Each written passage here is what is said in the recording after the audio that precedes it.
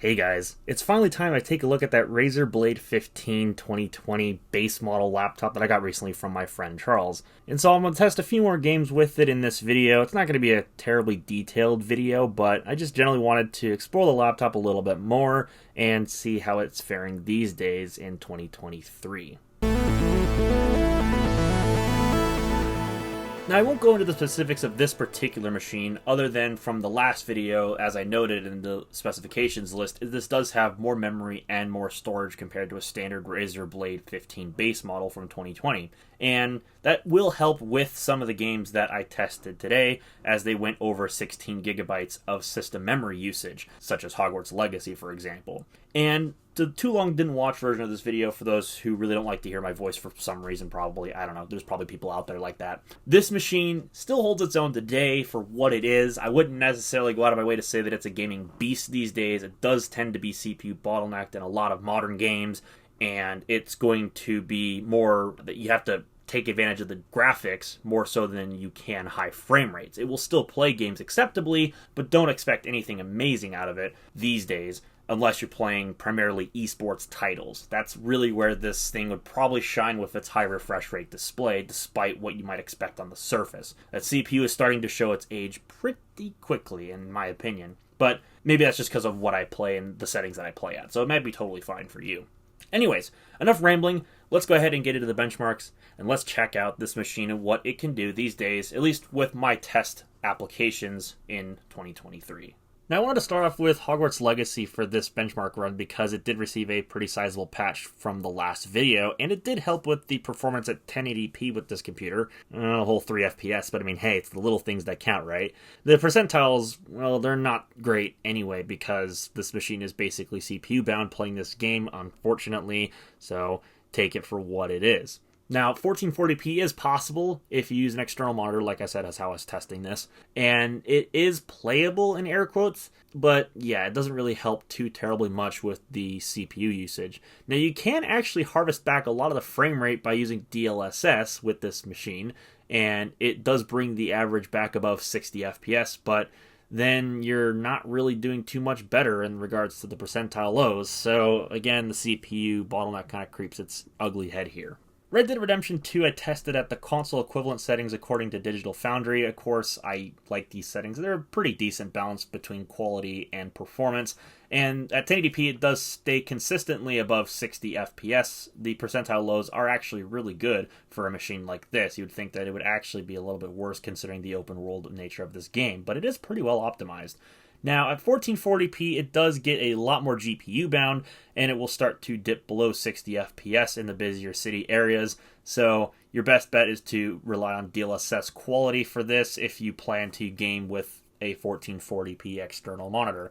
And that will help to keep the frame rate closer to and above 60. Now, with Cyberpunk 2077, I may have been a bit ambitious with the crowd density setting at medium, but otherwise I used the medium settings preset with no motion blur and set the textures manually to high because it would leverage VRAM that was otherwise not being utilized. Now, the average is pretty good at 57 FPS, with pretty consistent percentile lows. In fact, the game felt very smooth to play with actually no input lag that I could speak of, really. Now, unfortunately, you can't use DLSS set to quality anyway to leverage the frame rate above 60 FPS. It got really close, but not quite. So I would probably expect that in order to get above 60 FPS, you're going to have to turn the crowd density to low, and potentially you might have to lower some of the other settings or use a more intense form of DLSS, like maybe balanced or performance. Forza Horizon 5 plays very well on this computer, using the high settings and DLAA as the form of anti-aliasing. It does get you 91 FPS on average, almost 92 as a matter of fact, with pretty good percentile lows in this case. It actually stutters a little bit because Horizon 5, when you go into the city area, it is very CPU intensive, so it will tend to drop. That is just a quirk of the game, and I did test in the city, so that is where this result lies. Otherwise, the game is very smooth in the rest of the map, which is a good thing. I was expecting a much worse result here. Now, 1440p does make it entirely GPU limited, which is actually good. That's what you want. And a nice average FPS is the result. Now, if you want it to stay consistently above 60 FPS without it dipping below, because it will dip below 60 FPS at this setting, you might have to utilize DLSS, but otherwise, I'd say, yeah, high settings is a comfortable preset for this machine. Grand Theft Auto 5, I'm just going to glaze over. It runs it really well, although the CPU tends to sputter out of juice around 100 FPS or so, no matter the resolution. So, well, yeah, that's still really good. I would say that's extremely playable, even online. So this is probably one of those games where, with a slight reduction in quality settings, you can play at 4K comfortably with this machine, no problem. So let's move on. Now, I didn't know what to expect going into Sons of the Forest, to be honest with you. I just set medium settings with the full textures and set DLSS to quality because I figured, now what the heck, let's see what happens, right? And in fact, we actually almost had 69 FPS at 1080p. Almost nice. Not quite, but almost nice. If you round it up, make it nice. There you go. But we did have some nasty stuttering with the CPU usage, and it was not pleasant in some spots. It had to load new assets, so it tended to stutter a little bit. That's not really a fault of the hardware. That's just because this game is still in early access, I believe, and they're still trying to work out the kinks. So I will give it a pass. And besides, this is kind of a slower paced game anyway, so you don't really need 60 FPS to play it comfortably and have a good time. So I consider this a win. Even at 1440p with the reduced average frame rate, which the percentile lows really didn't change because, well, obviously the game didn't stutter nearly as much at 1440p with it being more GPU bound.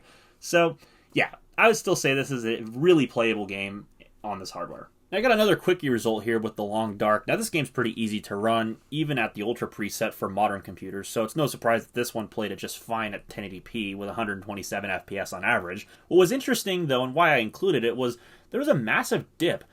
Going from 1080p to 1440p cut the frame rate down by this much percent. So, like, why? That's kind of surprising to me. It's not a CPU limitation, it's just, I guess, the GPU got that much more loaded down. Kind of surprised by that. Grid Legends worked pretty well, albeit it was definitely capped around the 90-ish FPS mark. Maybe it can peak a little bit higher, but on average it got about 90 at both 1080p and 1440p within the margin of error. So probably this is a good sweet spot between quality and performance, in my opinion.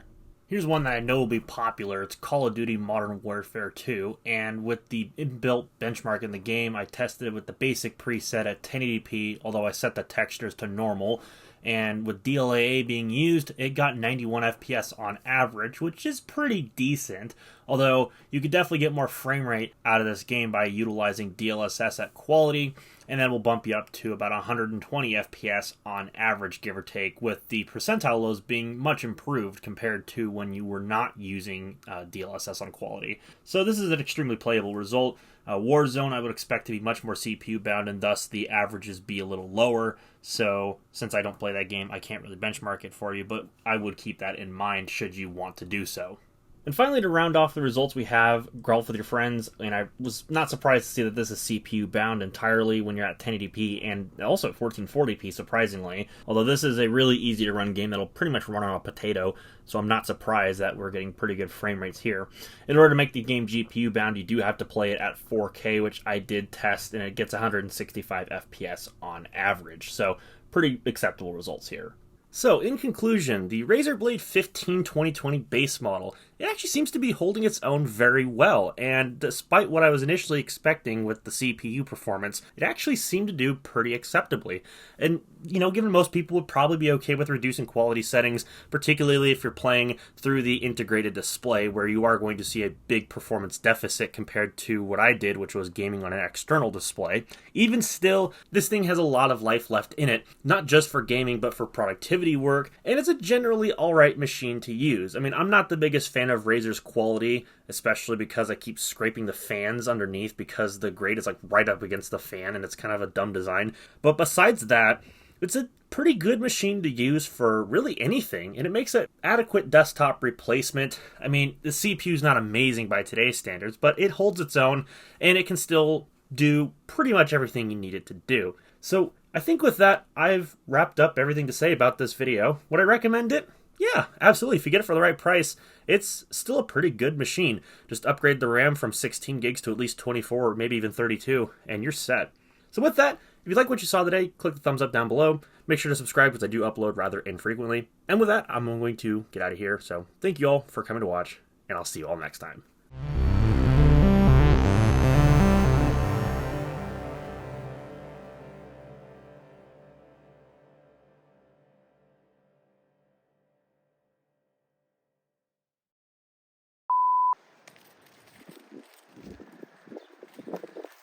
Oh.